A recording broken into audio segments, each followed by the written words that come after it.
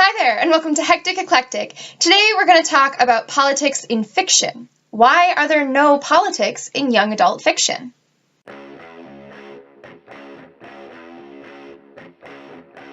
I can probably guess the first thing that comes to mind for most people. Well, at least for Americans. Politics are taboo. You can't put those in fiction. Up until last year, I probably would have been one of those people. As someone who was born and raised in the United States by parents of the baby boomer generation, I too was taught that politics and religion are taboo. You are not supposed to talk about them, especially in public. Why not? Well, because you can't. It's just not done. That, ladies and gentlemen, is old wartime ideology. Discussing politics or religion in public could offend someone. It could make a scene. It could gain unwanted attention. It could make me a target by someone whose beliefs are different than mine and who may be more radical in their beliefs. But the thing is, I'm not my parents, and I'm most definitely not my grandparents. They had a lot of nationalism, a lot of pride. My grandparents were brought together by World War II when times were hard, food was scarce, and they learned to take care of their own. They then pushed that onto my parents, who lived through the fight against communism. Both generations believed in helping neighbors, in supporting other Americans, in showing strength as a united front to the rest of the world.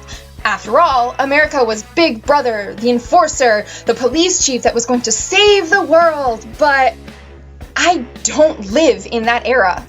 I'm not skeptical of the rest of the world. I am not afraid to travel abroad, which is why I did travel abroad. Last spring, I went to Japan and South Korea, and I saw more kindness there in a day than I may see in a month in America. And to be honest, I don't have the same pride and faith in my countrymen and my government like my parents did. I don't trust them. I don't believe they have my best interests at heart, but I am American and I love my home, and that's why I have to be political. But that's taboo. I can have opinions, I can have thoughts, I can want change, but I can't say any of this in America. I can't stand up for what I believe in without being ostracized by the older generations. Yet, I'm not alone. In graduate school, I made friends with other millennials who don't believe certain topics are taboo. We talked openly about politics, religion, money, science, mental health, and tons more. Every subject was open for discussion. Every person was allowed their own opinion, and it's about time, because other parts of the world don't have taboo topics. While in Japan and South Korea, I was often asked what my take was on the then upcoming American election. Who did I support? What were my thoughts? And those people would in turn offer up their opinions on their own country's politics.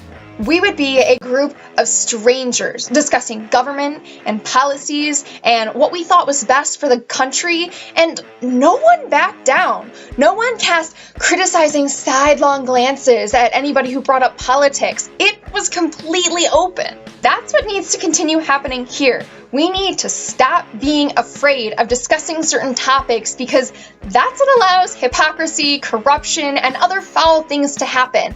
We need to start questioning the status quo that our parents and grandparents set. And we can do so through more than just protests. We can do so through books. I know countless young adults, teens, even children who have opinions on politics and religion. I know some who have stronger, more educated opinions than adults. I know some who are more open-minded than adults.